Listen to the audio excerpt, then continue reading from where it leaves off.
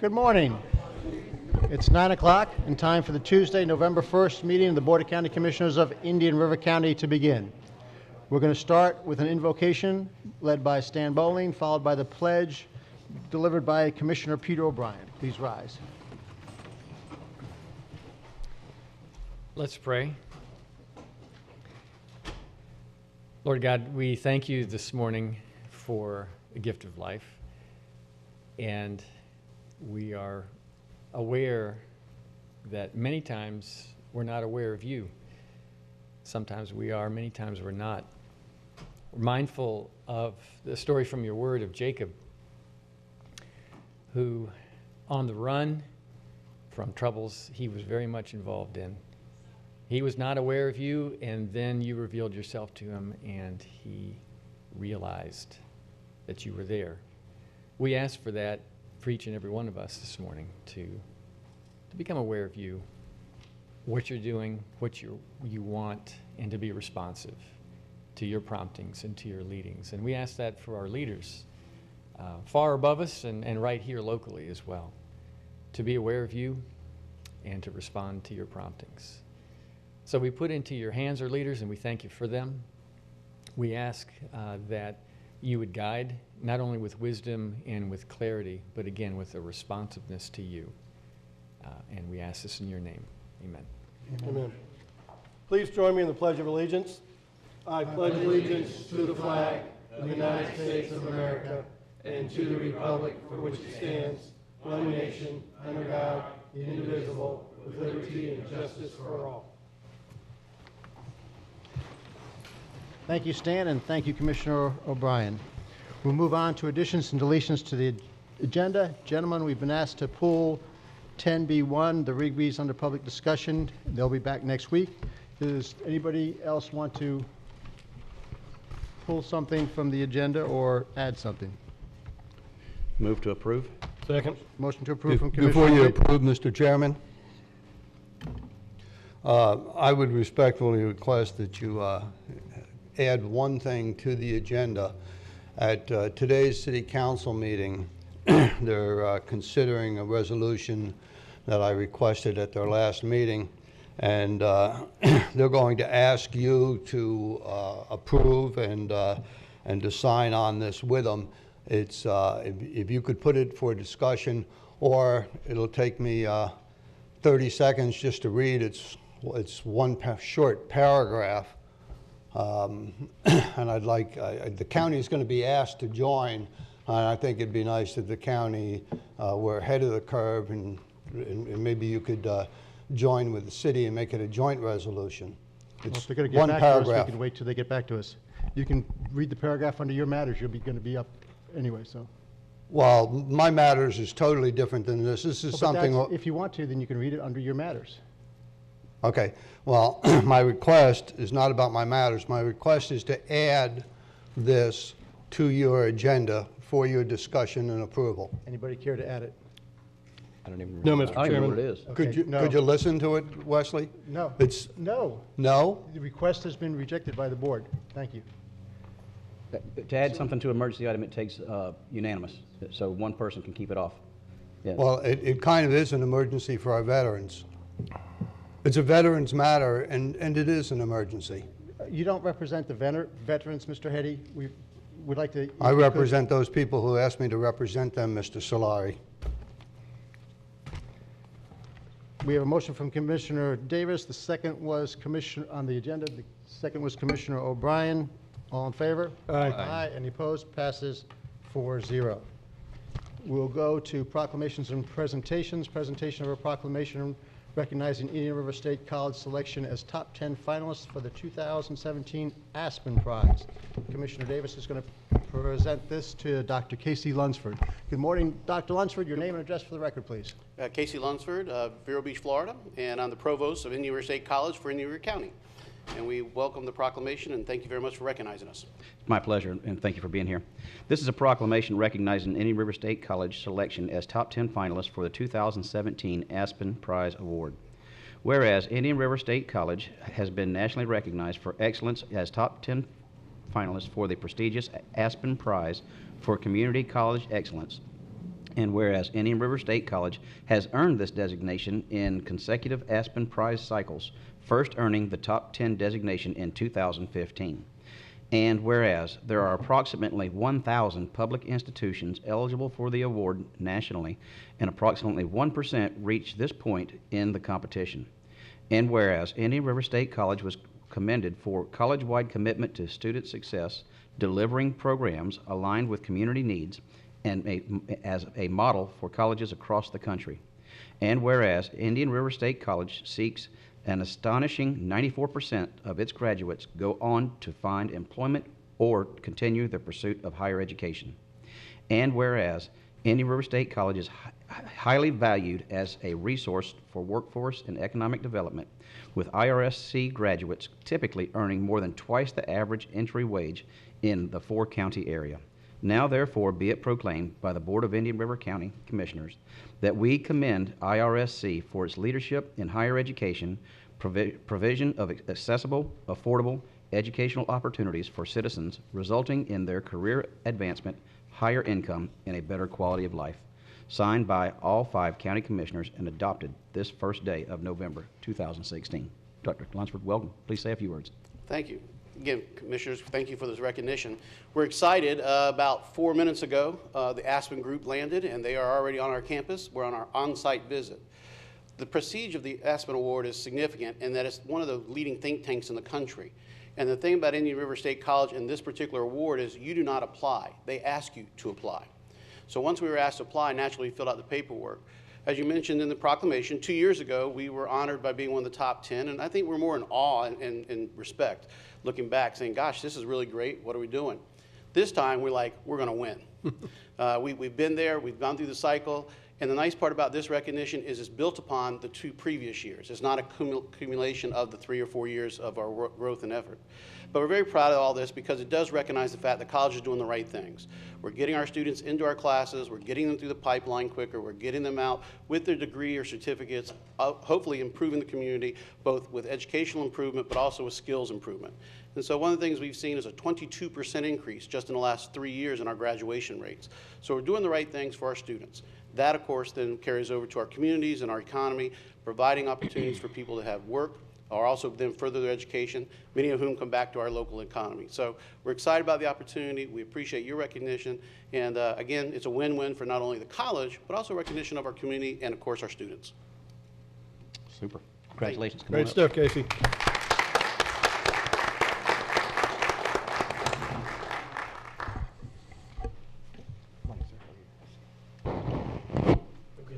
Picture in the front? Who's got a, somebody got a phone? See, if we were misbehaving, everybody had one.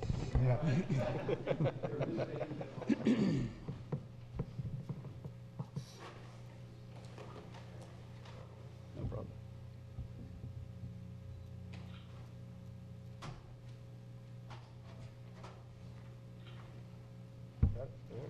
Thank you.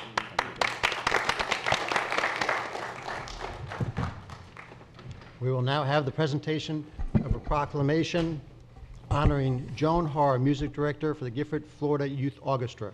Commissioner O'Brien will present this to Mrs. Joan Harr, and she'll be joined by many members of the GYO board. Come on up, everybody. Everybody, come on up. Yep. Good morning, Ms. Harr. Good morning. Good morning, everyone. Welcome. This is a proclamation honoring Joan Harr as the music director for the Gifford, Florida Youth Orchestra.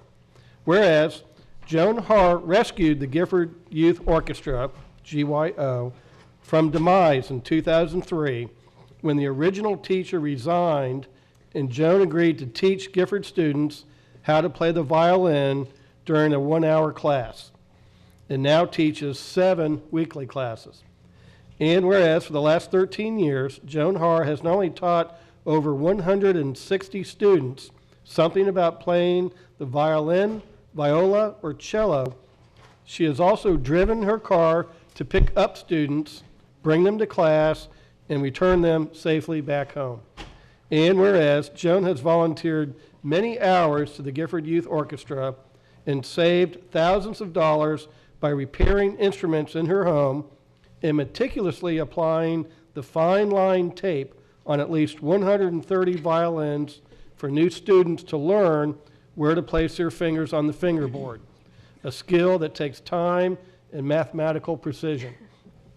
So the GYO students could experience the Gifford Youth Orchestra theme, more violins, less violence, and better tomorrows.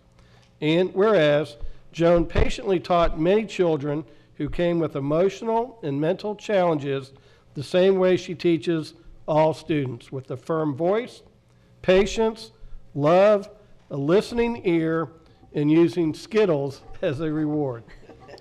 And whereas in her 13th year, she started 11 beginners who are all eager to earn their Skittles.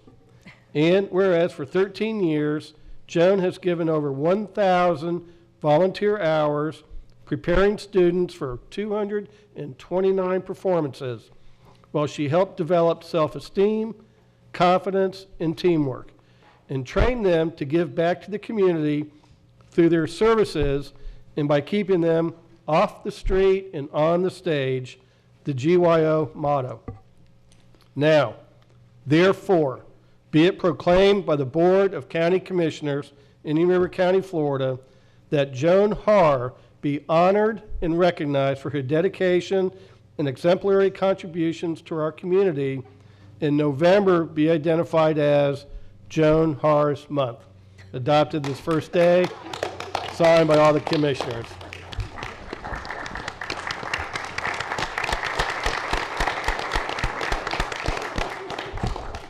Joan, it's not often you get a month named after you, so why don't you tell us a little bit about how you do all this and the Skittles? I feel very blessed to be in a position where I can help in the Gifford community. I feel like I receive all the blessings from these kids and the community. We have a great board who are very, very supportive. I feel support from all over the community. And I just really am very pleased to be there and to do this. I hope my health continues so that I can stay there. We do too. The children do respond to small rewards, and 10 Skittles can make all the difference. Okay, there we go. Well, thank you very much and congratulations. Thank you for the proclamation.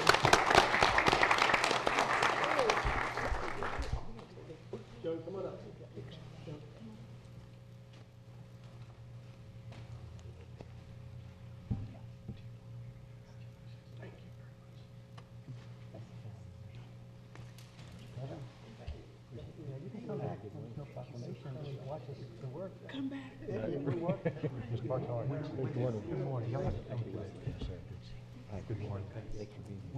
Do you have a performance coming up?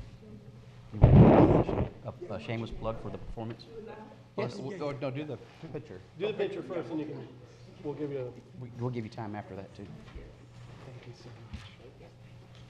Let's get Joan right there in the middle. Perfect. Nice.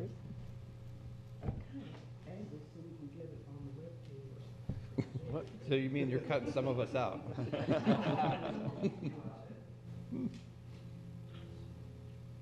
That would be a little wider than you guys. All right.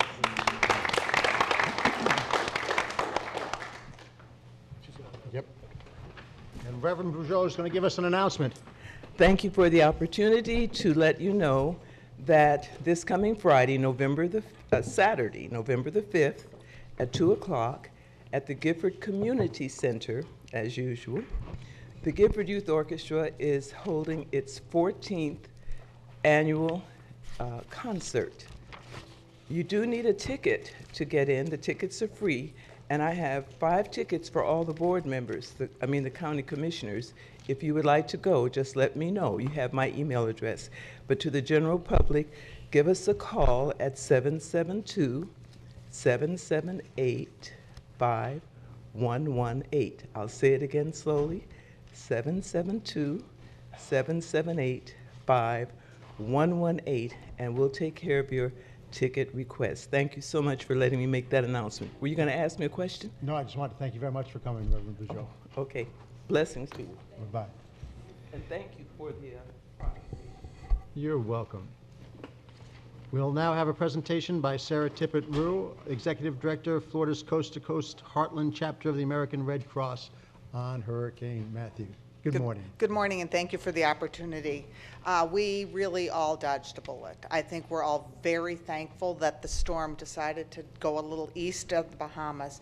But I wanted to take this opportunity to tell you a little bit about what happened here in Indian River County and to say thank you to the county and also Etta Lepresti and the EOC team. Also to those Aries ham radio operators. We did open, in partnership with the school district and the county, 4 regular shelters that were manned by the American Red Cross. Freshman Learning Center had 360 residents. Liberty Magnet, which was also the pet shelter for the first time, had 145 humans and more than that of beloved pets. It was the first one and the only one that actually filled up to capacity. Oslo Middle School had 249 residents, and Sebastian River Middle had 445. Wow. We were grateful for the ham radio operators, although we never lost communication or cell phones. We did lose our power, and we lost our generator in the middle of the night. I was out roaming around trying to get it back up and running. It did get up and running, so we were only like a half hour without power, but it's really important that we can be in contact with those shelters. So that was 1,199 Indian River County residents who were safe from whatever winds. Also, we had a great partnership with the school district. We were short of nurses, and it's critical to have nurses in our shelters. For example, our shelter manager at Oslo Middle fell and broke her hip. Luckily, when she broke her hip, it was before the winds were totally blowing. We were able to transport her. But we partnered with the school district, and the school nurses came in and served that capacity and were there to help. That was a big, huge help. Also, we had to rebuild our 10 shelter kits and our 12 nursing kits that were used throughout our chapter, which also covers St. Lucie and Okeechobee shelters. And the school district gave us the use of the warehouse out at the bus depot for 3 days. So we were able to bring all of our kits out there. We had about 100 cots that we used, that we washed, and got everything ready for the next storm. We had 64 local volunteers and 9 volunteers from throughout the country, as far away as Washington State and California, that were here. They were here for a period of about 4 days, and then they moved along with Matthew up to like Georgia and North Carolina. So I just wanted to take this opportunity to say thank you to the county. We are so appreciative of your support of the American Red Cross. And I would also be remiss if I didn't remind you all that we are a non-governmental agency who helps people every day with disasters. As a matter of fact, on Thursday when we were getting ready, there was a fire in Sebastian. So we had our team of disaster action team members who dropped what they were doing for storm preparations to go up to this family who lost their home and make sure they had a place to stay.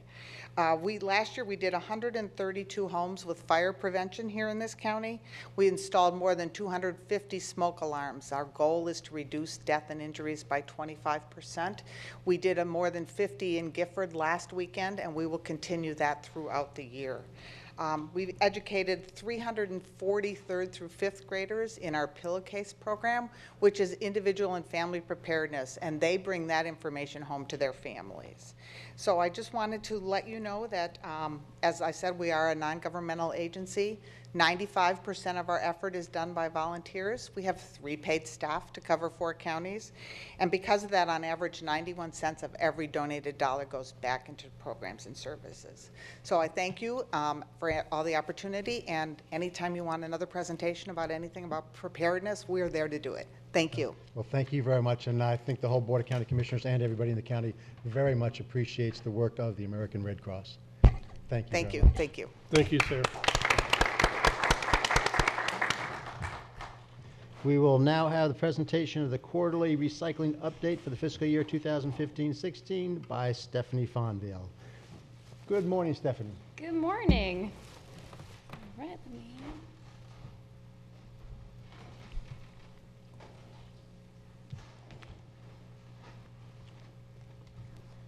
Okay, good morning. For the record, Stephanie Fonville, I'm the recycling coordinator for the Solid Waste Disposal District. And actually here with us today, we also have Brian Katz with Tropical Recycling, which, as you know, is our sorting facility. So we'll be available for questions afterwards. It is time for our 4th recycling quarterly update, which means that we have now completed a full year of single stream recycling. So starting out with the last 3 months, we continue to see a significant increase in our recycling tonnages. For the month of July, we saw a 36% increase this year under single stream versus last year under dual stream. In August, there was a 76% increase in our recycling tonnages. And in September, we had a 61% increase. So this is really encouraging. This is really exciting. These are typically our slower months in terms of garbage and recycling. So we're still seeing a lot of recycling, and we're excited to see that. Over the year, last year under dual stream recycling, we collected a total of about 12,331 tons of recyclables. This year under single stream, that's increased to 18,682. So that's about a 51.5% increase in our recycling tonnages for the entire year. So that's really exciting. That's really, really neat to see. I know last time we told you that we had an internal goal of about 14,400 tons of recyclables. We surpassed that this year with our 18,000. So we're continuing to see an increase. We really want to take this opportunity to thank everyone in Indian River County for coming on board and participating in our recycling program and really making these numbers possible. So we're not going to stop there. We've seen a lot of participation in the single family homes. We'd like to go and visit multifamily homes and the business sector and really try to encourage them and see how we can help them develop a recycling program and how we can get that initiated. So we're really hoping to see this number go up even more next year. So really good numbers here. We're excited about that. I know the big question is, okay, well, how has single stream affected our recycling rate? Well, unfortunately, at this point, this is still a question that's very difficult to answer. The Florida Department of Environmental Protection essentially does this by a calendar year. So they look from January to January, and we operate, obviously, from October to October. So these are the latest reports that we have. This is for the year of 2015. Our recycling rate was about 34%, so still underneath that 40% recycling rate. The 66%, that includes all the garbage, the construction material, the food waste material, all that's in our waste stream right now. It's difficult to predict how single stream recycling will impact this recycling rate. And the reason for that is if we take that recycling slice and we break it down, only 15% of that piece of that pie, that slice, comes from our landfill. So that's the numbers that we're tracking from our landfill. The other 85% is essentially recycling from other entities, like your Targets, your Publix, your Walmarts, your scrap yards, your nonprofit organizations, all those entities that don't come through the landfill. That's 85% of our recycling slice. So when we're looking at this 12,000 tons that we collected under dual stream versus the 18,000 tons we collected under single stream recycling, that is just relating to the small piece of that pie. So it's difficult to see how single stream recycling will impact the number as a whole, because for those other entities, it may have a good impact. So we still have a little ways to go before we reach our 75% recycling rate, but we're doing everything that we can, and we have a couple more steps that we'd like to try to get those numbers up. So those are the numbers. Obviously, we've seen an increase in recycling tonnages. But what have the residents' responses been to the new recycling program? Overall, we've mentioned a couple of times that people have been very positive about it. They found it very convenient. They found it very user-friendly. People who haven't been recycling before have openly told us that they are now recycling. People who have been recycling are now recycling even more. So the biggest complaint at the beginning of this program was the size of the cart. Well, now we know we have 3 cart sizes available. We have a 35-gallon, a 64-gallon, and 96-gallon. Residents are still more than welcome to exchange their carts. If they haven't exchanged their carts before, there is still that one-time exchange that is free. And then any exchanges after that, there will be a cost associated with that. But at any point, they can still exchange their carts for a different size if their needs change. We have still seen a couple of unwanted items in our carts. In some other counties, we've had a contamination rate of about 20% in other counties. Thankfully here, it's not quite that high.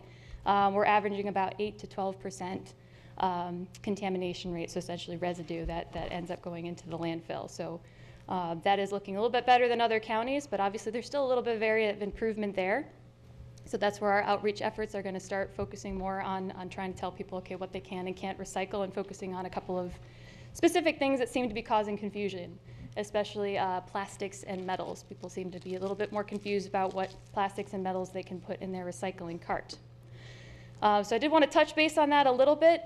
This is a picture of Tropical Recycling, which is our sorting facility. On the right-hand side is the tipping floor. Essentially what happens is they take all the recyclables, they put it on a conveyor belt, and it goes on that conveyor belt through a series of manpower and machinery to get sorted into the correct container. So it's really important for this operation to run smoothly, that we have the right type of materials going into our recycling carts so that when they get to this facility that they're sorted properly. Some of the problem items that Tropical has been seeing is plastic films and plastic bags. They have star-shaped gears that rotate, and they can get wrapped up in those. Those are a big problem. And also heavy metals, things like axe heads, and I brought a couple of things with me. This is a heavy metal flashlight and an axe head. These are types of things that can really jam up the machinery. It can really cause a lot of damage. We do not want any of these in the recycling cart. We prefer that these type of items be brought to our convenience centers where we can take them and recycle them properly. That head came from my house. Yeah, Is Tanya upset again? So those are the convenience centers. We have the convenience centers will take all types of scrap metal, so please bring those there. They also had sent us a picture of an entire bicycle that made its way into a recycling cart. Please take that to the convenience center and we'll make sure it's recycled properly, but it cannot go through that sorting process. So with this program, we've been trying to tell people, give them a general idea of things that are recyclable versus things that are not recyclable. For the most part, people seem to understand paper and cardboard, and that's great and that's wonderful. Again, it's those plastics and those metals that seem to be causing confusion. So I'm going to take about 60 seconds to talk about that a little bit. Essentially, when you're looking at plastics, I like to talk about tubs, bottles, and jugs. If they're tubs, bottles, or jugs, great, fantastic. They're rigid. We can take those in our recycling containers. Those are perfect. That's your water bottles, your Tide containers, all of those. I typically tell people to look for the symbol and the number that's molded right into the plastic, something like this little tray. It has a number 5 molded right into the plastic. This is great. It's rigid. We can take that. That is fantastic. Please recycle that in the blue recycling cart. When you're looking for those symbols, there are a couple exceptions. As I said, bags. We do not want bags of any kind. No bags like this. We don't want any type of food bags, wrapper bags, anything like that, chip bags, mulch bags. If it's a bag, please don't put it in the recycling cart. We don't want it in there. Now, Stephanie. Yes. Well, I think most of us know that on the bags, you can load it up with plastic and take it to Publix. But of those other bags you have have in your hand, Yep. how much of those could or couldn't go to, say, the Publix plastic bags? The Publix plastic bags, they seem to be okay with bags like this from any store, and also things like bread bags, thin flimsy bags like that, but I'm not sure that they'll take anything like these, any of the food next time you can bags. tell us whether, not sure is still confusing to people, and myself included.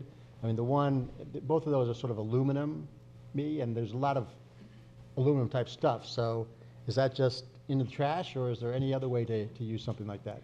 Unfortunately, most of those bags, they just go right into the trash. Okay, and then you have in things like if you get a big thing of either Bounty bags or toilet tissue, they come in a big plastic wrap generally, which Yep. is a good wad of stuff.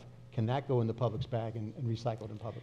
I don't believe so. I'd have to double check with Publix, but I think mostly what they're interested in is these types of grocery bags that they can take in the bread bags. Okay, so then that's more stuff that would just go into garbage. Exactly. Okay. Yep. But they Yep, go by weight, so unfortunately. that's good. It's light. Yep. There. But that's just a lot more stuff that I would have thought we'd be able to recycle that we can't recycle. Yeah. Which makes it more and more difficult, basically impossible to get up to 75%. Yep, yep. Those plastics can get very confusing. That's why it's always interesting trying to explain those. We've also talked about bottle caps and styrofoam. Sometimes those have symbols and numbers. Those are also part of my exception. Please don't put those in the recycling carts. Another one I added on here is I just call them plastic odds and ends. Things like plastic hangers, plastic hoses, plastic utensils. They are made of plastic, but they're not the type of plastic that we want to be recycled in our recycling carts. So hopefully in our outreach efforts, we're going to try to focus a little bit more on these particular types of items and explaining to people why these can't go in the recycling carts and kind of how the sorting facility works. Stephanie, if Yeah. the cap is still screwed onto the water bottle, can that go, or is it just a loose cap you don't want? Unfortunately, the plastic cap is a different type of plastic than the water bottle itself, so even if it's on top of that cap, it will not go into the right container because they sort out all the different types Okay. of plastics. Yep, so those plastic caps, it's just, they're ready to just go right into the garbage container. So just to wrap up, recycling in this upcoming fiscal year, we want to continue our outreach efforts. We want to continue giving people opportunities to recycle and teaching them how to recycle properly. So we've done campaigns on holidays and hurricanes, and whenever we have a collection events, we'll always do print advertisements and radio ads. This year, we'd like to do a campaign like that that's focused on the material recovery facility, how it works and what we can and can't recycle, focusing on some of those difficult items. We'd also like to put some ads on Comcast, which we did in the single stream transition, but this year again, we'd like to focus on the material recovery facility and some of those items that are difficult to recycle. We'll have a advertisement in the AMC Theater, just a poster that will have some flyers that people can take home with them. I also like to tap into social media and do some mailers, so really trying to get out there and interact with people even more than we have been. I'd like to personally visit some schools and some multifamily units and some business owners, essentially visiting the property managers and trying to figure out how can we initiate a recycling program at their facility. A number of multifamily units may not have those recycling carts simply because they don't realize that they're already entitled to them. So we'd like to take some time this year to go out there and talk to them a little bit more. Last year we started a parks recycling program. We'd like to expand that to include some of the beach parks. We'd like to work on that this year. And as always, we'd like to continue our collection events, giving our residents specific opportunities to recycle things like electronics, household hazardous waste, telling them about the convenience centers and where they can drop those off. So with that, the last thing that I'll mention is that we do have a residential paper shredding event coming up on November 19th. So that's coming up in a couple weeks. It'll be from 9 a.m. to 2 p.m. and that'll be located at Southeast Secure Shredding's facility. They're a paper shredding facility located off of US 1. So please come and join us. You're welcome to bring up to 3 boxes of paper to be shredded and recycled for free. And with that, that is it. If you have any questions for me, we'd be more than happy to answer them. One, Mr. Chairman. On the multifamily or facilities that don't have a place to put recycling containers, what's the closest MRF facility or facility where you could take the total? Like I know in some of the multifamilies they'll have almost like a 30-foot long roll-off that everything goes into, and could that go to a different type of facility to be processed where we would get the recycling credit? And obviously I know it costs more to process and you have to cost to truck it. That's why I was curious, what is the closest one? And that may be an interim to get that material, instead of going straight to the landfills, go to a different type of facility, but you have to weigh out what the cost factor is. Commissioner, for the record, Himanshu Mehta, Solid Waste Disposal District. The closest facility in terms of an actual recycling credit, if you're looking for that, would probably be the Palm Beach County facility, where they're turning it into, electricity, basically, their waste to energy facility. There isn't a mixed waste facility nearby that would actually literally sort all those out. So in order to approach that, to make it cost effective, you literally would have to have some sort of a transfer facility, say at the landfill, because if you were targeting all of those multifamilies or some of those other large compactors, you'd have to load it in a big, walking floor trailer to be able to cost effectively ship it down there, and then there would be a different disposal rate. There are certain costs involved in doing that. Right. And the distance obviously adds considerably to that. Okay, thank you. Any other questions for Stephanie? Stephanie, thank you very much for the presentation. Thank you. Have a great day. We'll move on to the minutes. We've got approval of the minutes of the regular meeting of September 13th. Move approval of September 13 and September 20, 2016. Motion from Commissioner O'Brien. I'll second it. Any discussion on the minutes? All in favor? Aye. Any opposed? Passes 4-0. Move on to information items. Gentlemen, anyone care to pull any of the information items? Mr. Chairman, just like to recognize Thomas Vanoy for his 30 years of service for the Department of Emergency Services Fire Rescue. Thank him very much for that service to the community.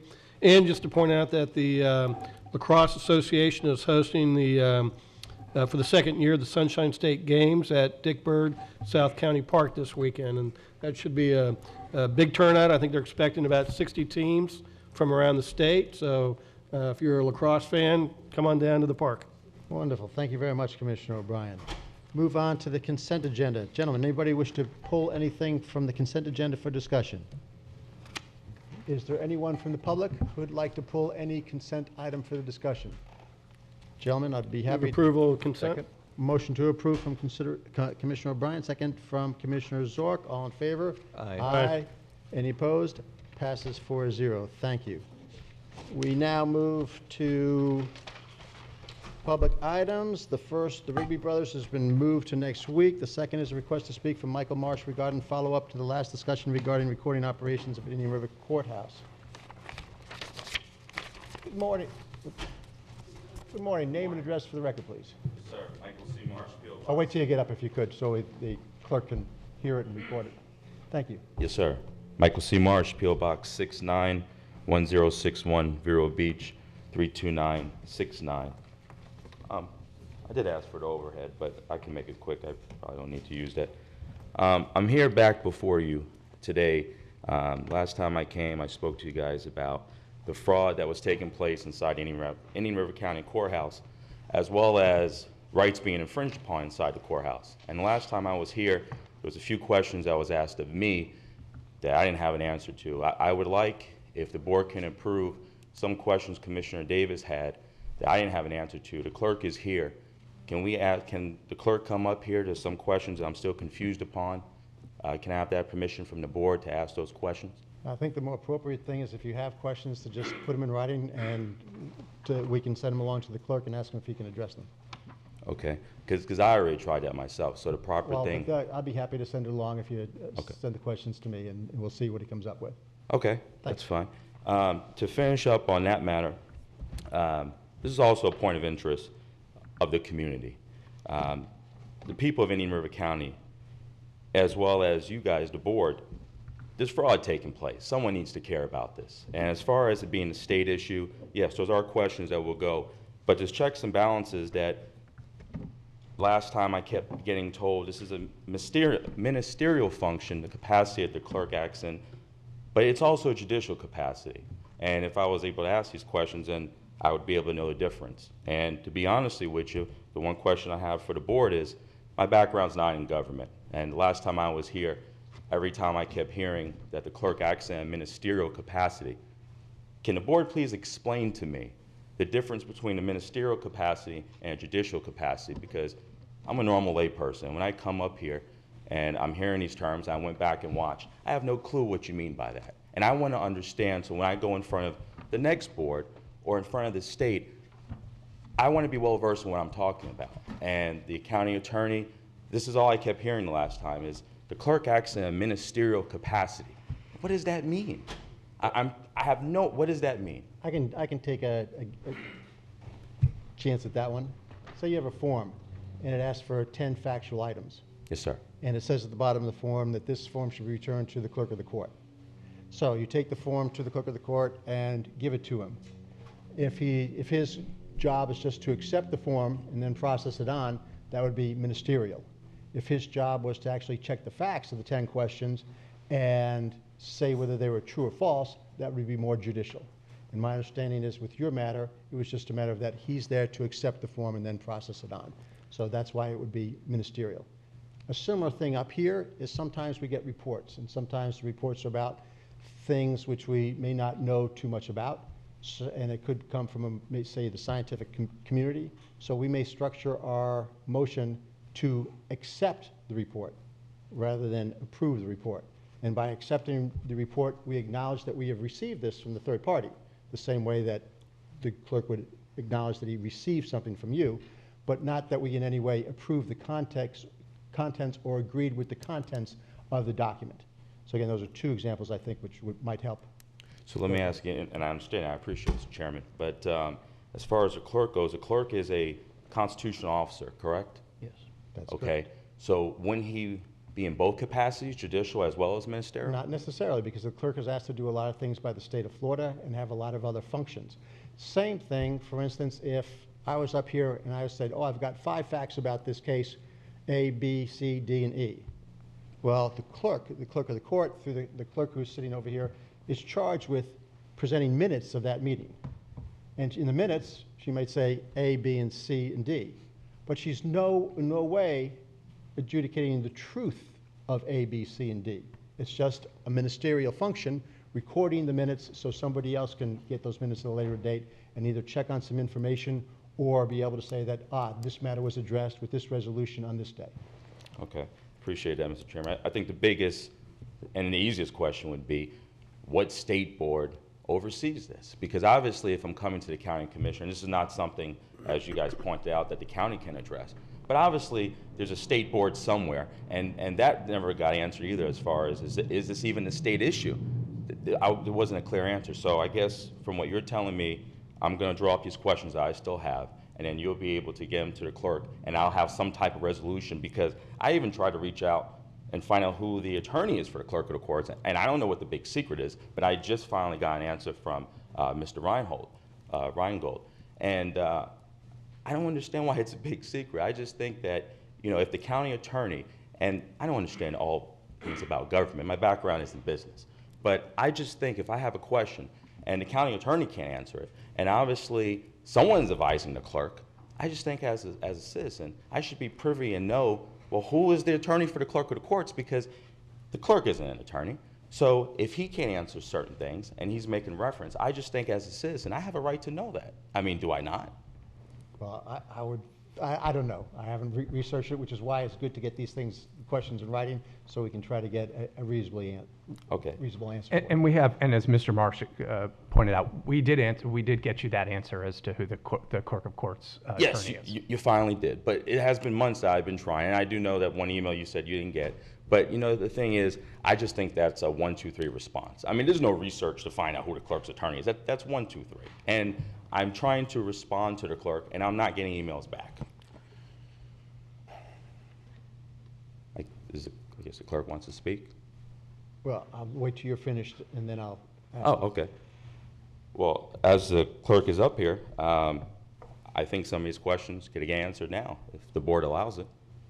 Well, I'm not going to engage in any conversation. well, okay, directly. Mr. Smith, so why don't you sit down until this gentleman is finished, and then if you want to speak, we'll give you a minute. Yeah. So- Will I have a chance whenever he speaks to? No, we're not going to have a debate here. That's not the purpose of this forum. Okay. I mean, you came up here with a request. Uh-huh. I put us on a path to honor that request, and I think that's the proper way to handle it. Okay, well, Mr. Chairman, let me ask you this. This is a meeting of the people. This is not just a business meeting, correct?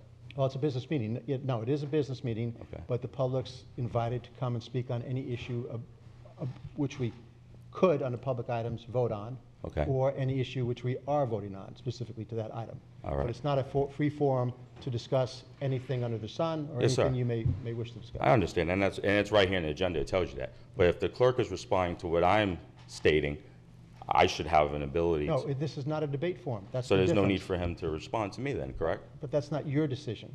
Oh, okay. So he gets to respond, but if I want to respond to him, that decision is up to Well, you. then you can come back on another day if you feel that way. I just think this could be all resolved today, but I'll come back. Well, But, he already said he doesn't care to answer questions or enter into a debate, so. I well, he don't- just jumped up here to speak, so. All right, the next part is, the last part of the fraud is, I also want to point out that my indigency package that was denied, and denied by a member of the clerk of the court, I was told that she was handled internally. Thing is, you can't violate a Florida state statute and just get a slap on the wrist. And this is what took place inside this courthouse. My indigency status was denied illegally, and it was proven because Judge Peg himself reversed it. So we can't have that taking place. Yes, there's so many hard workers in the clerk of the courts, but we cannot allow a clerk, just because they don't like an individual, to turn around and say, it's Michael Marsh, denied. Someone needs to be equally outraged. I mean, we're giving them these jobs, and it's very specific. It's based on Florida state statute. It's not based on if you like someone. So the board needs to be equally as concerned, because what happens, maybe none of you, but another person goes in there and files indigency, and just because who they are, why should that matter? That should not matter. And as far as that goes, I'm done with that portion. My last portion is, as I spoke to the county attorney, it was brought to my attention, and I guess I had to kind of prove what gave me permission to record inside of the courthouse. And I went above and beyond. I spoke to every entity from the state attorney's office, the public defender's office, Indian River County Sheriff's Office, There is nothing that can stop me from recording other than inside the courtrooms. And I think as an attorney, I would think the county attorney would also know that. But what I did was, I went and I requested, and there was actually a training brief that Sheriff Lohr actually sent out. And it makes it very clear about recording. As soon as you enter the Indian River County Courthouse, you have deputies that are there. If I want to come in there with my camera like this, the second I come in there, that is my right. The case Glick versus Cuniff. And if the county attorney is not well versed in it, I will send that. That is what gives me permission. Sheriff Lohr himself has sent out a memorandum. So I don't understand. Number one, and I said this the last time, it's not my burden of proof. It is my fundamental right. It is my civil right, my constitutional right to record. When I was obstructed from the clerks, that violated my rights. When I was obstructed from a sergeant, that violated my rights. I spoke to Lieutenant Hyde. Have an email from him. If you're so inclined, I'll forward it to everyone. I said, Lieutenant, you're over the courthouse. Am I allowed to record? Mr. Marsh, as long as these deputies are acting in their capacity in their scope of employment, by all means. You cannot interfere, you know, if they're doing some type of investigation, and the sheriff is here, I'm sure he knows that. So why is it when I come in that I'm told by the clerk, Mr. Marsh, you can't record somebody. I spoke to my lawyer. That is incorrect. And you know something? Everyone should be as equally outraged as me, because in these days and times, you see recordings everywhere. There's nothing wrong. Listen, we don't have body cameras here, so if I want to record a deputy, that's my right inside the courthouse. And I don't understand, for one, there's nothing to prove. And I can go on and read all this case law, but for the time's sake, I will send this to each one of you. But the community needs to hear that you have a citizen that's being obstructed to record. That is my fundamental right. And I would think that this board should be equally as upset. Equally. This is my civil rights. And why is it that it's up to me to prove? It's not up to me to prove. So what I want to say is, I think it really is a travesty of justice that one of the things that Commissioner Davis, and I appreciate this, he said, I don't want you to go through all the government hoops there, however it was mentioned. And that's what's happening. I'm sending emails, there's no response. Listen, I don't want to have to come back here. If this board can't help me, there's no point in wasting yours or my time. But if I have questions at the county level and I don't understand something, whether you like me or not, someone has to answer me. And I mean, am I right or wrong? And I'm not getting those answers. These are elected officials. We don't work for them. They work for us. The same with the county commission. So I don't understand. I just don't understand it. Why is it no one cares about fraud? Why is it no one cares about my rights being infringed upon? Why? That's why I leave you, and I pose that question. Why doesn't anyone care? And what can we do so I can feel that the board of Indian River County does care and they want to help me? What are you guys going to do to help me? Because I don't want to have to come back with another presentation, because I have plenty of case law that can show you, this is a county attorney who went to law school, so this is not hard stuff. The sheriff is here. This is memorandums that came right from him. He even says it. What are we going to do now? And that's the question I pose, Mr. Chairman. I'll just refer to the county attorney. My understanding is that this would not be something that would be appropriate for the Board of County Commissioners. My understanding would be something for the courts, but I'll ask the county attorney. As I stated at the last meeting, I think the issues that I explained to Mr. Marsh were, you can take it up with the judge, who is the judge of the case that you were involved in. You can take it up with the sheriff's office, or you can take it up with the state attorney's office. It's my understanding with respect to the issue when you were denied the indigency status was you took it up with your judge, and the judge ruled in your favor. And then when you said that you raised the issue with your now, I assume now ex-wife, about her status, you took it up with the judge, and the judge didn't rule in your favor. So there was a process by which you followed. One of them came out in your favor, and one of them didn't come out in your favor. But there was a process by which you had the ability to address those issues. Now, the second part is incorrect. The judge never addressed the fraud in the case at all. Judge Peg did not want to hear it. And you keep saying, to your understanding, well, where's your understanding coming from? Is this from the conversation with the clerk? Because Here's the thing. There's nothing in writing. The clerk himself has told me about the fraud that has taken place that he's tried to rectify with Judge Canarak. It's fraud, no matter how you spell it. This is not about Michael Marsh's problem. I don't care what takes place in my case, okay? But the clerk, the county commissioner, someone needs to be outraged. It's fraud. The clerk himself has said, yes, Mr. Marsh, I went to Judge Canarak, and yes, these judges, I will go above Judge Pegg. That's fine. But my point is, someone here needs to explain to me and to try to help me because I don't understand the government process. And it's not a matter of me saying, I think there's fraud. I've proven the fraud to Clerk Smith. The clerk himself has said, yes, there is fraud. I went to Judge Canarak. So I can appreciate the clerk for trying. What I can't appreciate is being ignored. See, you guys understand governmental policy. I have an MBA, okay? I didn't know what ministerial meant, so that goes to show you. But I don't want to just get told that, yeah, we can't help you next. That's not right. And I don't think that is the ministerial task of the county commissioners. I just don't. And I can appreciate Commissioner Davis being engaged and asking questions, but what I can't appreciate is that I don't want to just be told it's a state issue, next. Because we don't even know if it's a state issue. I watched the recording. We don't even know that because that never got answered. So before we can say something is a state issue, are we sure? And I keep hearing, it's my understanding, based on what? Because you speak to a clerk? He's not an attorney. You're an attorney. And I understand this isn't your realm, and obviously you can't know every law, but someone needs to be equally as frustrated as me. When I've proven it's fraud, when the clerk knows there's fraud, what do we do? Do we just say, the judges really don't care, let's leave it alone? No, this is money that the Indian River County Courthouse is losing, and I don't understand why no one doesn't care. I've proven that, okay? Easily. So I have remedies that I feel would work, but how does that happen? What do we do from here?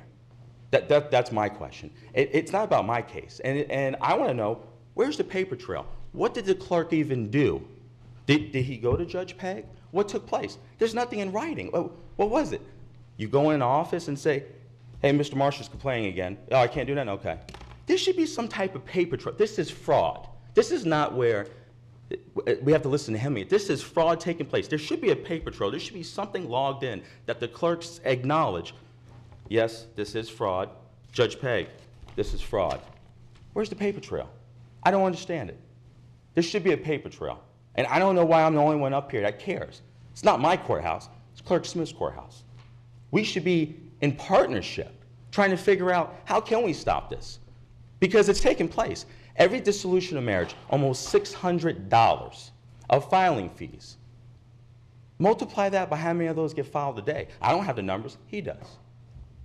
When are we going to start caring? More fraud? That means I guess he would have to ask for more on his budget, would he not? If he's, does it matter? These indigency packages, all this money that's being lost, is it not a deficit now for the courthouse, county attorney? That's my question to you. Is it not? I'm not in a position to keep engaging in this argument. You're a county attorney, you won't even answer a question from a resident? Well, that's not a direct factual question, that's more speculation and stuff. So if you'd like to finish up, we'd appreciate it. Yeah, I'll finish up real quickly. I think it's a travesty of justice, number one, that I'm looked upon as no one really cares. And this, they don't want to engage. No one wants to engage with me because I've exposed fraud. I will continue to expose fraud. And if you guys don't want to jump on board as far as the county attorney or the clerk, that's fine. But my crusade will not end there. But you know what? I would think, as a board here, that someone should care when there's fraud taking place and no one cares. When someone's civil rights are being infringed upon, this board should care. And lastly, when a clerk can turn around and deny someone's indigency status, the board should get involved and this clerk should be fired. You be blessed, County Commissioner. Thank you for your time. Thank you. Next up is a request to speak from Brian Hetty regarding representative government. Name and address for the record, please.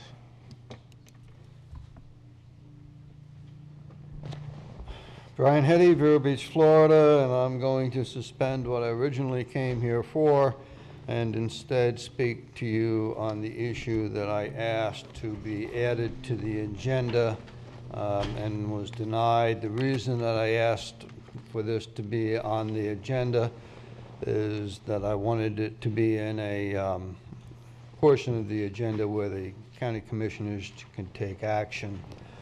At the last City of Vero Beach meeting, I requested the city take some action, and that issue is before them today. I'll read you the text of what I've asked the city council to approve.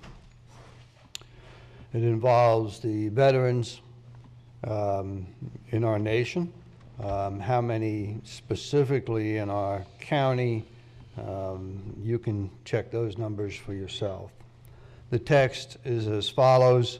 On behalf of our constituents and those who join with us, we, the City of Vero Beach Council, demand an immediate and permanent end to the policy-making national news in which our veterans who have served in the defense of our nation are being asked to return sign-on bonuses they received when these veterans agreed to serve a tour of duty for their country.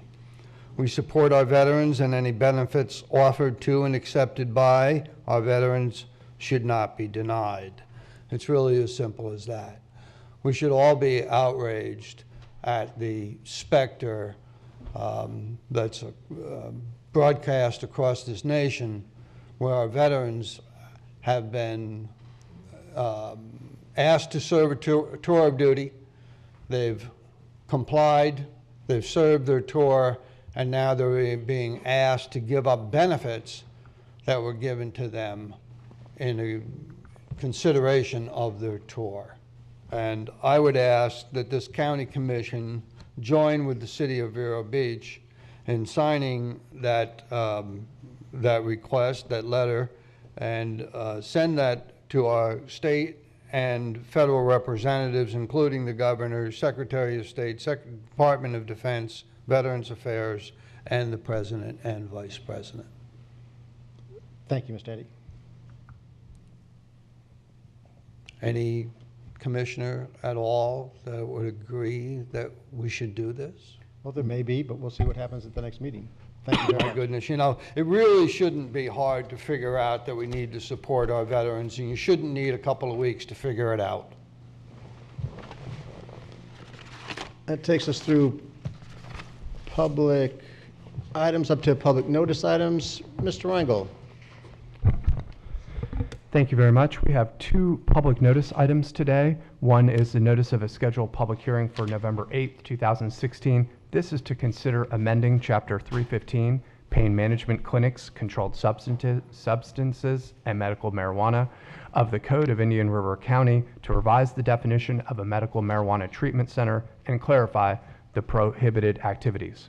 Second, we also have another public hearing item for November 8th, 2016.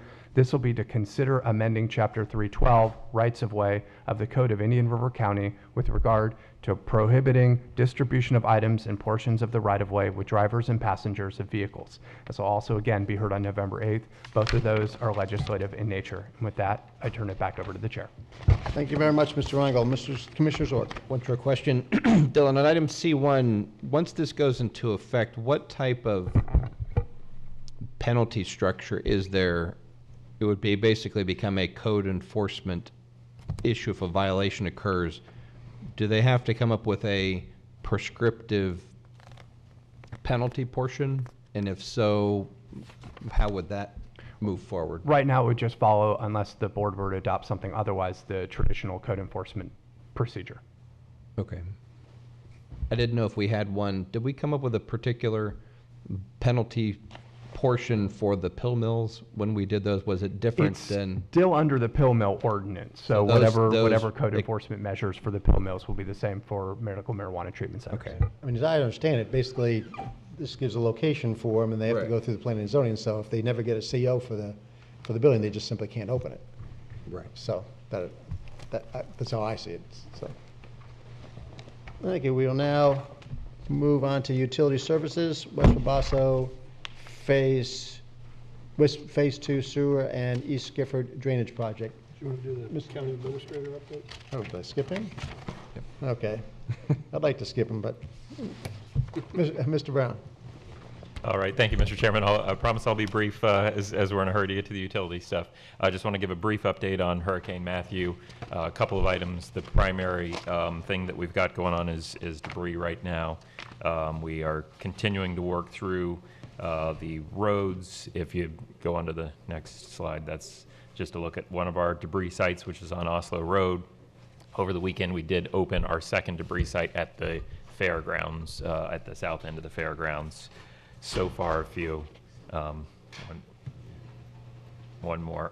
So over the weekend, we began working on the private roads, and that debris is being taken to the fairgrounds, and we're continuing to take the public debris to the Oslo Road site. That way, we're avoiding any commingling of the private and public debris because of the, it could potentially jeopardize the FEMA reimbursability of the public debris. We've got 12 trucks currently running in the county. As of yesterday, we have collected a little over 67,000 total cubic yards of debris out of about 90,000 we're projecting total, so we're 2/3 of the way. Plus, we think the public roads account for about 63,000 cubic yards of that, and of those 12 trucks, the next slide, 7 of them are finishing out the public roads, which we anticipate will be completed this week. And once that's done, we will be able to transfer all of those trucks over to the private roads and get through those debris. So over the last couple of days, we've collected about 3,500 cubic yards on those private roads, and we're continuing to make progress on those. We have information on the county website. Daily, we update the total number of cubic yards, and we also have debris maps. So the first is the public streets. We've completed most of those, and there are, I think, about 4 of those zones are still ongoing. And then we've got a separate map on the private streets, so you can get up-to-date information on the county's website at www.ircgov.com, and you can get to either the public or the private roadway map, and it shows whether a zone is completed or in progress or pending. So that's where we are on debris. Next, if you go one more, we did open on Saturday a disaster recovery center for FEMA. FEMA did declare our county available not only for public assistance, but also for individual assistance for our residents, as well as small business administration loans. So individuals who've had uninsured losses of a certain amount based on their income can be available for individual assistance. Also, businesses who've had losses, whether they've lost inventory or had to close their business for a certain amount of time, there are low-interest loans that are available. And we have had about 400 residents that have applied to FEMA for assistance. You can go to the Disaster Recovery Center, which is at the Brackett Library, which we opened on Saturday, and that is open on a daily basis. And Casey Lunsford here was earlier. I'd like to thank him for working with us as that's the joint library out at IRSC. If you don't know where the Brackett Library is, it's out on the Mueller campus of IRSC, which is just off 58th Avenue, just south of the Home Depot there. So you can get to there if you are needing that individual assistance. We also have had an extension of the DEP emergency final order for granting the dune restoration permits, and we're currently working with FEMA and the state to extend the deadlines for our debris sites, and that's where we are in the hurricane recovery efforts. Mr. Chairman? Yes, sir. So we got the dune restoration permits. So what about the beach restoration? We are continuing to work forward on the beach restoration. That'll take a little bit longer. We can get the dune stuff done on an emergency basis more quickly. For the larger scale beach renourishment, that'll take a longer time. We've got to work with FEMA through that process. We have a meeting scheduled for next week to kick off that process with FEMA, where we can get the individual projects hopefully approved so that we can get reimbursed for those jobs. And does it look like the qualification for FEMA for what the damage we have done is our case starting to solidify versus last time it was a little bit iffy? Right. That's a great question. When we spoke to you a couple weeks ago on this, there was a question about whether we'd get declared for all of the categories. Since then, FEMA has extended the declaration so that we should be eligible for the beach renourishment and the other damages. Okay. And we're working through that process. Thank you. Any other questions of Mr. Brown? Thank you very much, Mr. Brown. Thank you. Now we'll move to the utility services. Mr. Burke.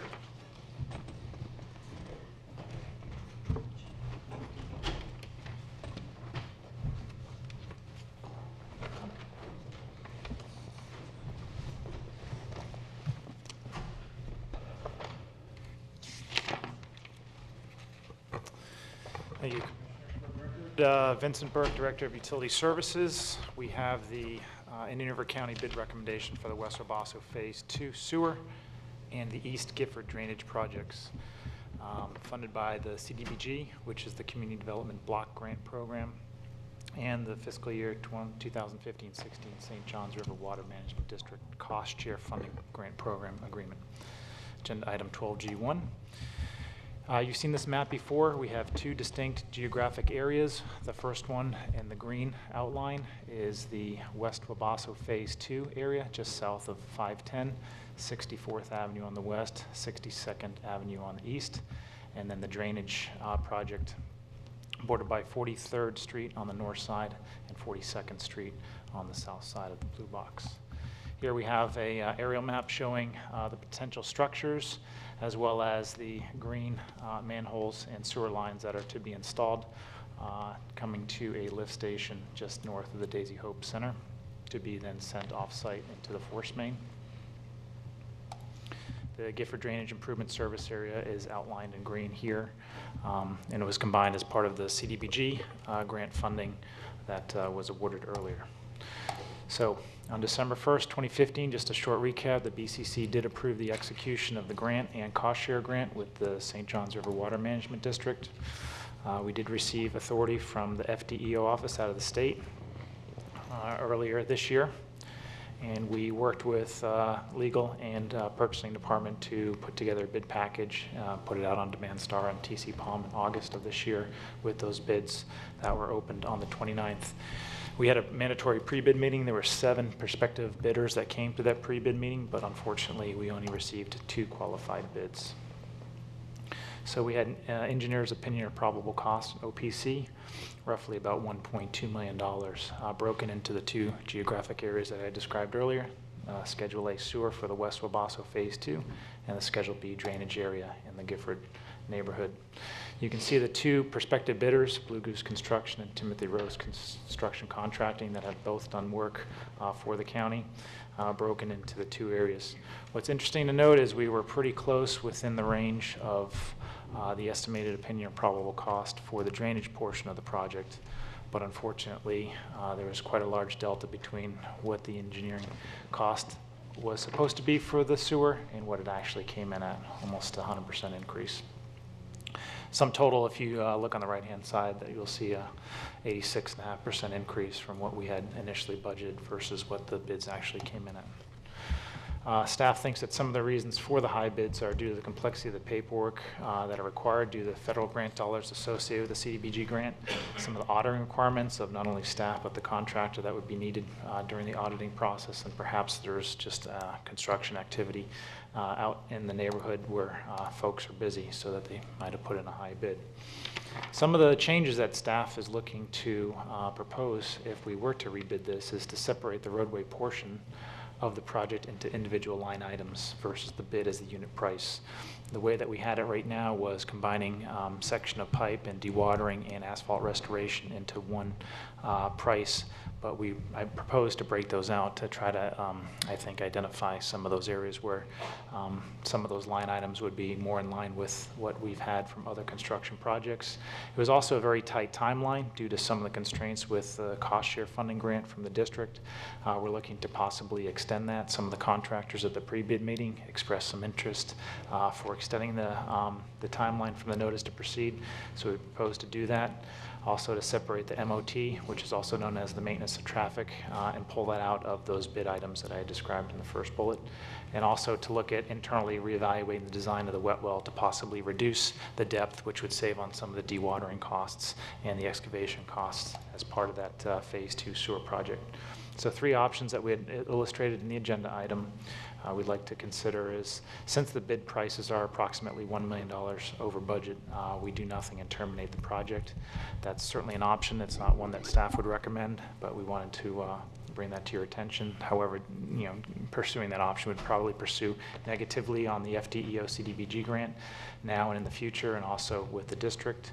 The second option to consider is award the bid to the lowest responsive and responsible bidder, which in this case is Blue Goose Construction, for a total sum of $2.258721. That includes both Schedule A for the sewer and the Phase 2 portion and the Gifford area drainage work, but we would have to then find a way to fund the delta, that $1 million delta, from other funding sources. Or the third option is to reject the 2 bids, modify the specifications as described above, and re-advertise. Note that this is not a guarantee that we would actually get lower pricing, but certainly it's something that we would like to explore. It would add about 3 to 4 months of time to the project if we do that. So staff would recommend that the board consider the rejection of all bids submitted in response to bid number 2017012, and authorize staff to implement the modifications as described on the previous page to try to see if we can get some cost savings. I have questions? Thank you. Any questions for Mr. Burke? Yes, I have a couple. What's the number of properties served? Some of them are overlaid that are both part of the drainage and sewer, but what's the bigger of the 2 numbers on the sewer of households served? Yes. We estimate anywhere, I believe, between about 43 or so properties that would be in there. If you look at the attached map, you'll see that there's some structures in addition to that that are commercial structures. We are not allowed to count those church and other commercial structures along 510. But we anticipate about 43 structures to connect. However, with that being said, there's a bunch of empty lots or places that we'll be installing the laterals so that if somebody were to build a house or reinvest in that area, we'll have the infrastructure that they can, basically tie into that lateral. So if you took it by total parcels, whether they have an improved structure on them or not that could benefit from this, how big would that number grow to? Probably, because there's a lot of vacants. Yeah, there's a lot of vacants. It'd be well over 100 total parcels that would be able to connect to ballparking that it, system. just ballparking it, it's 50,000 per unit, 25,000 per parcel.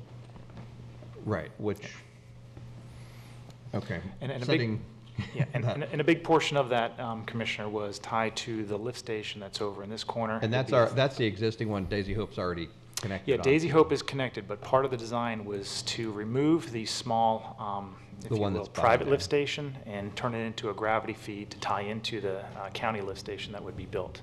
That county lift station has telemetry, better pumps, stainless steel panels, and so that would then take over the responsibility from operation maintenance standpoint from Daisy Hope, and we would, the utility department, take over. So the depth of, what depth at the new lift station are we looking at dewatering? Is that 8 feet, 10 feet? No, it's more like 16 to 18 feet in some cases. Okay, so that's the deal killer. Because you're starting at such a large distance over here. Right. You're going deeper and deeper as you get closer to that lift station. So there are some large excavation and cuts that need to be made.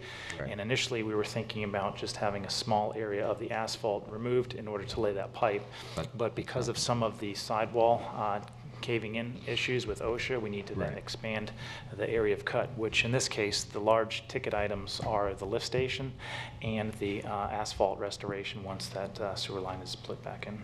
It almost seems like with this layout coming up with to try to eliminate the dewatering is strategically placed 2 lift stations in the footprint of the service area so that your dewatering is at a minimum so that you're not going anywhere near those depths. So that would be kind of a suggestion of rethinking the whole project. Secondly, with both of the contractors being done a lot of road projects for the county, if you split the road work out separately to a separate contractor that has a new mobilization fee, I see that as only driving potentially that portion up. But I think if you change the the placement of the lift stations to minimize the dewatering is where the bigger savings would probably come from. Yeah, and that's a great point. We had the contractor, East Coast, that did the phase one for us, that did a great job in a short amount of time, but due to some of the road work and rehab that would be required, that's not their forte. They like Right. pipe, that's what they do. Certainly not drainage and or road work. So if we can reevaluate how we put that bid together, I think we'll have some better competitive pricing. And who is our engineering consultant, or did we do all this in-house? Now, we did the design of this in-house. Yep. Okay. Is there, coming off of the ridge to the east, it seems like you have some topography slope east to west that you could use to your benefit, looking at how to minimize that depth of the dewatering. I don't know, there it kind of plateaus out that you're more flat than getting any decent slope out of it, but anytime you can get a free lift from gravity by the topography, that's helpful.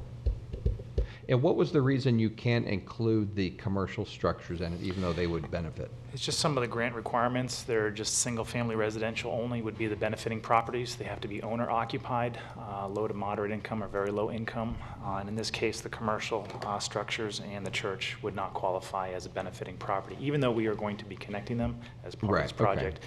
Just for the grant purposes and the scoring, they're unable to be counted as a benefiting property. Because I know in the West Wabasso plan of both how to bring in more affordable housing and any economic improvement to the area, if the sewer is that expensive, that's just, I don't know how you overcome that cost to do anything up there, but maybe rethinking this will yield some better results. Thank you, Mr. Chairman. Thank you. Any other questions for Mr. Burke?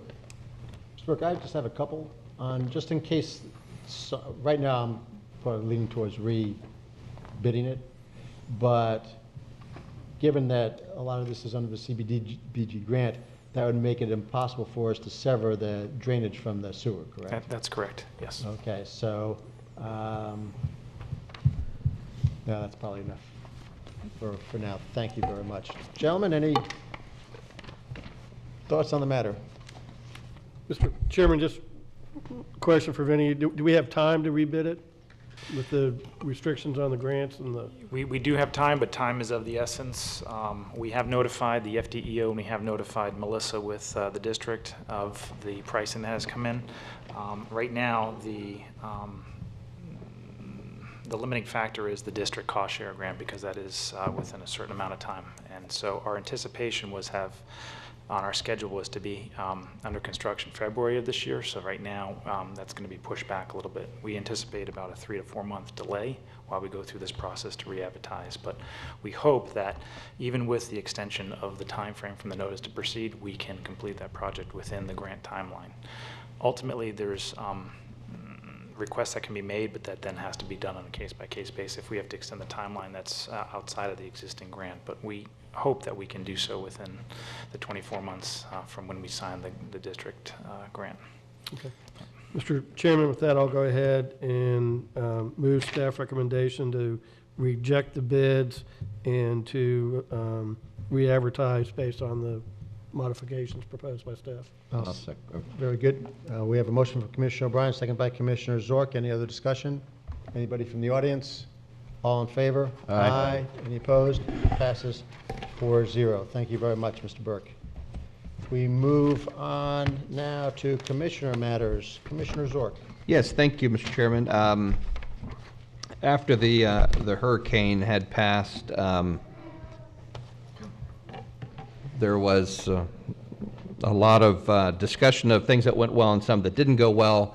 I had one of those discussions with a resident of the county who's here today who had submitted a letter of some of the challenges that they experienced.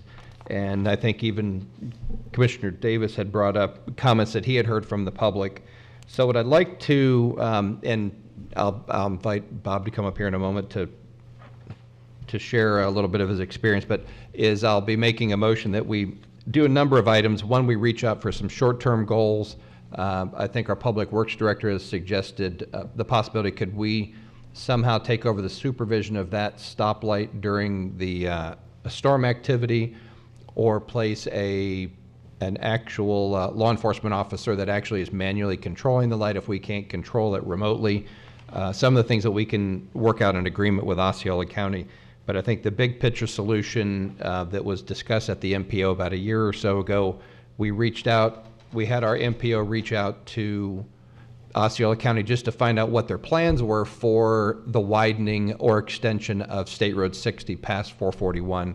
And I think they reported back basically that there was no plan, there was no urgency, and no funding for that. So I'd like to restart those discussions. But Bob, would you like to come up and just share a little bit more of your unfortunate experience both leaving before the storm and trying to return back after the storm?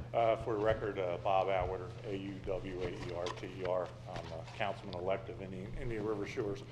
I kind of laid it out, excuse me, in the memo that I gave you gentlemen. Basically what happened was that light created a transportation choke point going westbound, where we were sitting in traffic for at least 6 miles. It was also exacerbated by, there were people fleeing Palm Beach County that for some reason were getting off at the exit on the Florida Turnpike there. But once you got past the traffic light at the intersection of 441 and 60, then the traffic picked up very rapidly after that. You know, what I did notice that there were some cars breaking down or appeared to be running out of gas, and I saw other people making the turn and heading back eastbound. And then coming back from Lakeland, where we had stayed at our hotel, it was even worse simply because the road, State Route 60, as I think you know, is a single lane road once it gets west of 441. So returning eastbound, we just sat in traffic probably for over an hour. You know, I estimated, as I noted in the memo, roughly for bumper to bumper, 8 miles. And then the real frustrating thing was when we did get to 441, as I crossed over, I looked both northbound and southbound, and we're at 441 at the crossover that it makes it 60. You can see pretty far up and down the road, and there was literally not a single car. So, you know, I can imagine everybody being very aggravated about that. So I just wanted to bring that to your attention. So that's my reason for writing the memo. Mr. Chairman? Great. Yes, sir. No, I agree with you 100%, and this brought to my attention. And as bad as it was, it's actually an improvement when it was a four-way stop sign. So, but this is the problem that I think that we're going to see, is that this is clearly for Osceola County, the intersection of 441 and State Road 60 is an afterthought at best for the congestion that they're dealing with in other areas. I really do think the way we're going to have to address this is probably going to be through either FEMA or perhaps through some type of MPO program where you have evacuation route enhancement dollars. And it may be us taking, at Indian River County, taking the lead to get those dollars and seeing to it that they're ear tagged for the specific improvements. And the specific improvements is just, you know, fixing the light is going to help to a certain extent, right, that long green, but it's really going to take widening from where it goes from a 4-lane on the west side of the turnpike down to a 2-lane all the way, probably a respectable distance past the Desert Inn. Is what it's really going to take, so that you can have the opportunity to merge, you know, as traffic goes through there. I don't even know how much right-of-way is available.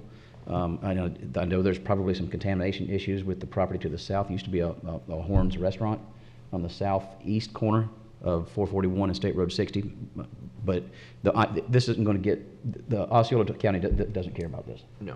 And Well, what about the Florida Highway Patrol, getting them involved? We could get them involved, and that would probably be the jurisdictional authority to run the red light versus Indian River County, because our deputies wouldn't have jurisdiction outside the county borders. That. It would probably either Freshwater Fish Commission or State Trooper. Those are the two that have, you know, statewide jurisdiction. But I really think that the approach we need to have on this is going to be through and there's some funds available that I remember Phil talking about in other projects, that because this is an evacuation route, we got money. Now, I don't know how we're going to get the money and then see to it that they spend it, you know, in that stretch. But really the heavy lift is over. Going over the turnpike, right, 4 lanes. The big part. Yeah, it's no pun intended. It's downhill from there. And so that's really where we need to focus on it, and I'd be more than happy to, I mean, I won't be here, but at the next MPO meeting, you know, this really needs to be addressed. Right. It really does. Because this one, it was bad, but it wasn't as bad as, there was one that I remember, it had 150 mile an hour, I think it was Hurricane Georges or whatever, and it turned and went back out, but there was a bunch of people, and it was a whole lot worse then than it was now, and we got more people, and so your concerns are very well founded, and it does need to be addressed.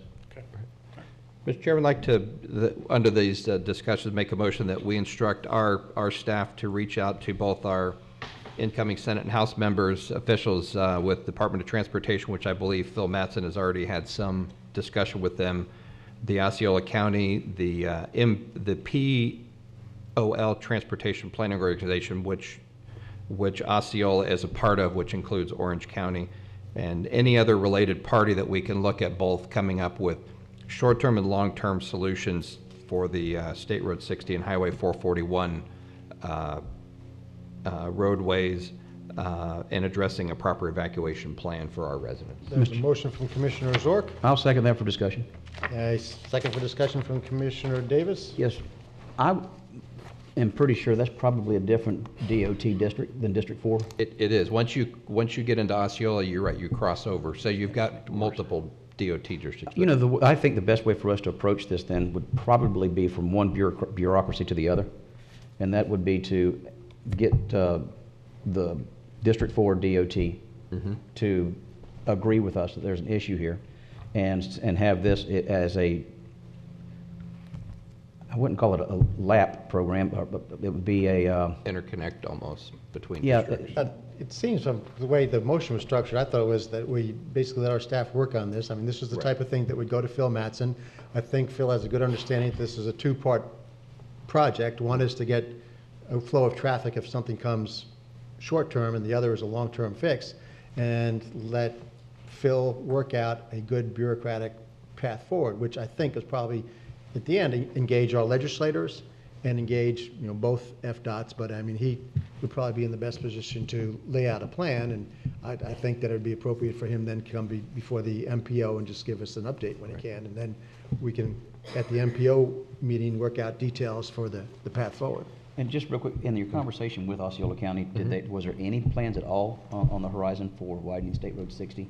I think Phil had reached out to his counterpart in Osceola County, and I believe the answer was there was nothing in the foreseeable future. Not just that intersection, all the way to Lake Wales, though? I think we asked him anything at all going west, but we can get him to clarify that, and too bad it's not a required transportation level for the new Okeechobee power plant that they could chip in, but that's a stretch. Yeah. All right, thank you. Thank you. So we have a motion from Commissioner Zork, seconded by Commissioner Davis. All in favor? Aye. Any opposed? Passes 4-0. And with that, gentlemen, we are adjourned.